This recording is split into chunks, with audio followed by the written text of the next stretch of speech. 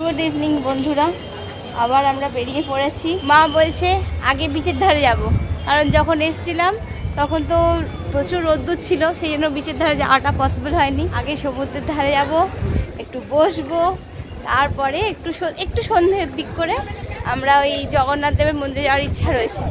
কি আনন্দ, কি খুশি, তার জন্য গালে পাউডার লাগিয়ে চলে এসছে।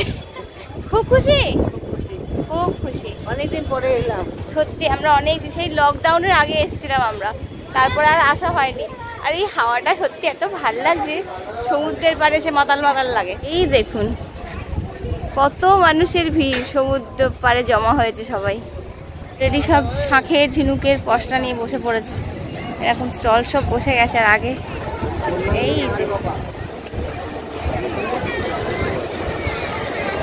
সূর্য অস্ত যাচ্ছে, আগে আছে বিশ্ব বাংলা পার্ক। আরে বাবারে, গেটটা হোটেল,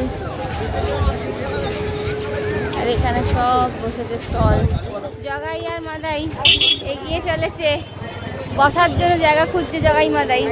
একটু বসতে হবে না, প্রচন্ড ভিড়, বেশিরভাগই লোকে ভিড় করে। দেখো দেখো কাকে একটা দেখতে পেয়েছে বয়স্ক লোককে। শান্তি ভিলা হাটটা কিন্তু বেশ ভালো লাগছে, হাওয়াটা দিচ্ছে বলো। কি হাসি, গোলাপি গোলাপি হাসি। হ্যাঁ, জলটা বাড়ছে। অবশেষে বসার জায়গা পেলাম। সমুদ্র দেখতে দেখতে মায়ের আবার চা খাওয়ার ইচ্ছা হয়েছে, সঙ্গী আমাকে পেয়ে গেছে।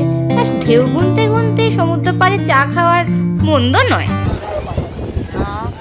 চা খাচ্ছি সমুদ্রের পাড়ে বসে। সত্যি সমুদ্রের পাড়ে বসলে একটা মনটা অন্যরকম থাকে। এই যে একজন চা নিয়ে বসছে, হাতে একটা জলের বোতলও নিয়েছে। চাটাও বেশ ভালো লাগছে, অসাধারণ লাগছে, অসাধারণ অসাধারণ। অনেক দিন পরে এসছে। তরঙ্গায়িত সাগর তখন আপন খেলায় মত্ত। এবার আমরা একটু জগন্নাথ মন্দিরে যাবো। আর দেখুন সৈকত সুন্দরী সেজে উঠেছে আলোর মালায়। এই দেখুন দূরে সমস্ত স্টলগুলো খুলে গেছে। আর যখন আমি আসলাম সকালে তখন দেখছিলাম যে ওখানেও লাইটগুলো মানে টাঙানো আছে। এবার ইচ্ছা আছে ওটাই দিয়ে দেখানোর, দেখি কতটা রাত্রিরে কেমন ভিউ জগন্নাথ দেবের আনা যায়। আর যদি আমার কপালে একটু থাকে। চলেছি আমরা এখন জগন্নাথ মন্দিরের উদ্দেশ্যে। পর্যটকরা তখন ভিড় জমাচ্ছেন সন্ধ্যার সমুদ্র পাড়ে। রাতের দীঘা। এই যে সামনেতে অটো টোটো সব স্ট্যান্ড আছে। আমরা বেরিয়ে পড়েছি।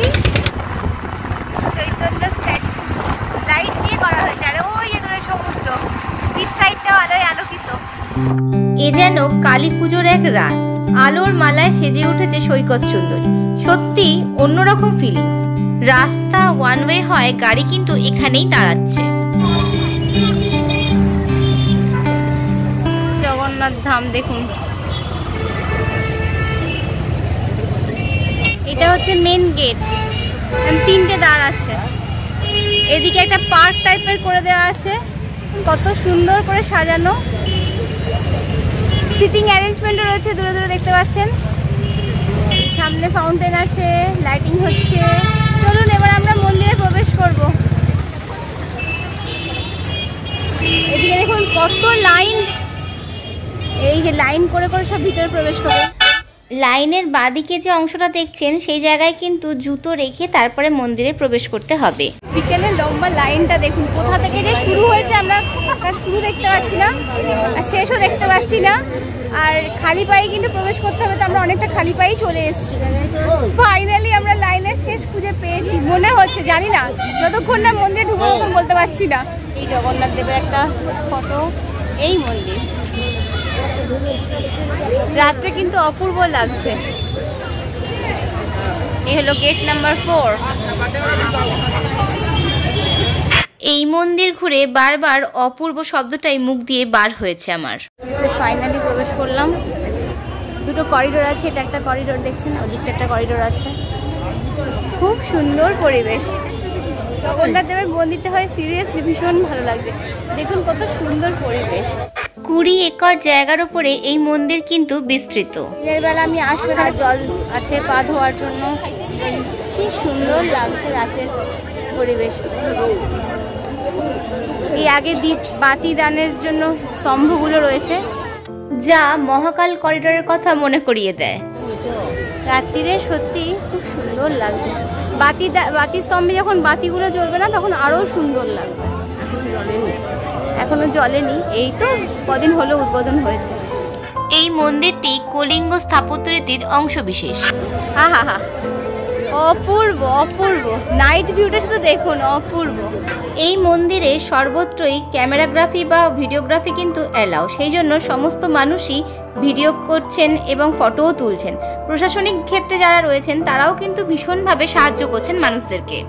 এবার আমরা এই সিংহদ্বারে প্রবেশ করব, তারপরে ভোগ মন্দির, তারপর নাট মন্দির, তারপর জগমোহন, আর লাস্টে আছে মেন মন্দির। আপনারা জগমোহন থেকেও কিন্তু জগন্নাথ দেবকে দর্শন করতে পারবেন। এই আমরা সিংহদ্বারের সামনে এলাম, এবার প্রবেশ করব। এই দেখুন 4টে দুয়ার আছে, সিংহদ্বার, অশ্বদ্বার, হস্তিদ্বার আর ব্যাঘ্রদ্বার।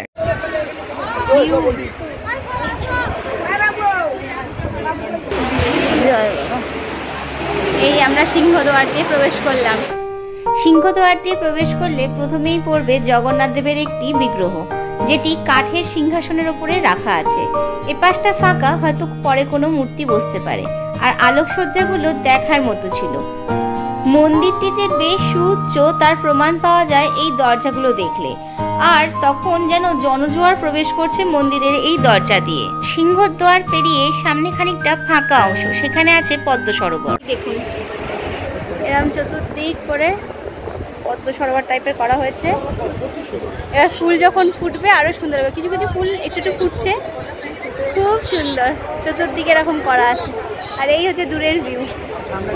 মন্দিরের কারুকার্যগুলো কিন্তু অপূর্ব। এবার আমরা ভোগ মন্দিরে প্রবেশ করছি। এই আমরা প্রবেশ করলাম ভোগ মন্দির।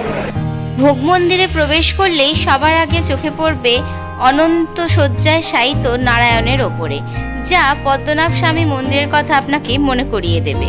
এই ত্রিদেবের দৃশ্য সত্যি অপূর্ব। তার সঙ্গে আলোকসজ্জাও ছিল দেখার মতো। প্রত্যেকটা আলোকসজ্জাতেই ছিল একটা ক্লাসি লুক। চললাম পরবর্তী মন্দিরের দিকে।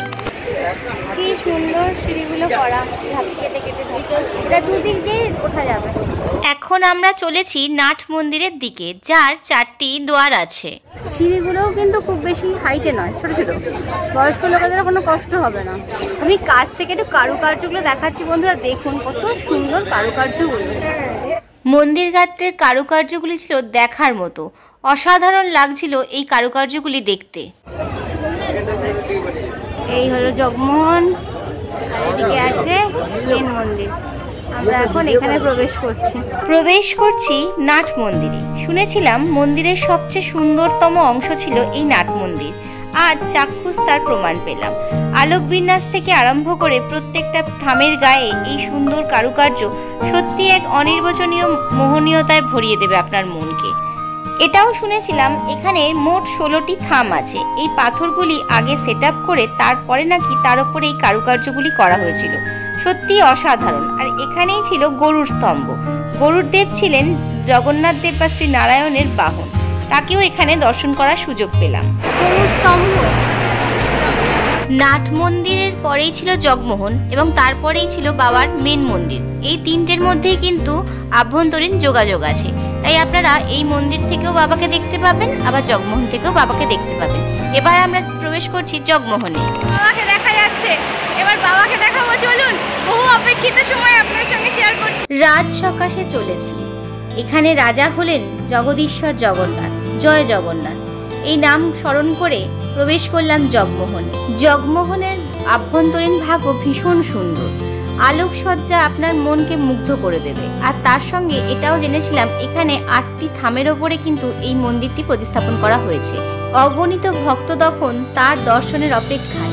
সেই হলো মাহেন্দ্রক্ষণ। জয় জগন্নাথ, সবাই গিয়ে ভালো রাখো। জগন্নাথের দর্শনটা ব্যাপক হলো, ব্যাপক। কি বলবে বলো, কোনো ভাষা নেই। বাবাকে খুব সুন্দর সুন্দর মন্দির, দারুণ। যেতে পারবো বলে মনেই হচ্ছিল। বিশাল উঁচু, ওয়াও। এরা মন্দির গাত্রেও কারুকার্য করা, দেখুন। এখানেও একটা মন্দির আছে। এই মন্দিরটা মা লক্ষ্মীর মন্দির ছিল। মা লক্ষ্মীর মন্দির স্থাপন করা হয়েছে। পেছনে আর একটা মন্দির আছে। এই দেখুন, এখানে একটা মন্দির আছে। এটাতে কি আছে দেখে নি, চলুন। হনুমানজি। বর্তমানে এই মন্দিরে কিন্তু এখনো কোনো বিগ্রহ স্থাপন করা হয়নি, পরবর্তীতে আমরা জানতে পারবো কোনো যদি বিগ্রহ স্থাপন করা হয়। মন্দির পরিবেশ অপূর্ব, পিছন দিক থেকে মন্দিরের পুরো ভিউটা দেখুন। এ যেন সহস্র আলোর মালায় সাজানো এক রাজপুরী, যেখানে দেশ কাল গণ্ডি সবকিছু ধুয়ে মুছে সাফ হয়ে যায়, শুধু পড়ে থাকে এই অনির্বচনীয় সৌন্দর্য। আর মানুষ ছোটে তারই টানে তারই পানে। এটা হচ্ছে হস্তিদ্বার, এই দেখুন এইদিকে দুটো হাতি রয়েছে, এই একটা আর এই একটা। এত সুন্দর মন্দির শুধু দর্শন করলে তো আর মন ভরে না, তাই জগন্নাথ দেবকে পুজো দেওয়ার জন্য পরের দিন সকালবেলা আবারও গিয়েছিলাম এই মন্দিরে। সেই ভিডিও পরবর্তীতে নিয়ে আসছি। আর তখন চলছে মাইকে অ্যানাউন্স করা, কারণ মন্দির তখন বন্ধ হবে প্রায়। আর আমরা বেরিয়ে যাব মন্দির থেকে। চৈতন্য দ্বার করা হয়েছে। চৈতন্য দ্বারটিও কিন্তু বেশ সুউচ্চ। এটা কিন্তু রাস্তার মধ্যে দিয়ে গাড়িগুলো যাচ্ছে, দেখতে পাবেন একটু ভালো করে দেখলে। এটা কি রেস্ট হাউস করা হয়েছে নাকি ঠিক বলতে পারছি না, পরে জানা যাবে। আজ তবে আসি, এরপর দিনের বেলায় আরও একবার মন্দির দর্শন এবং বাবাকে পুজো, সেই ভিডিওটা এর পরবর্তী পর্বে নিয়ে আসছি।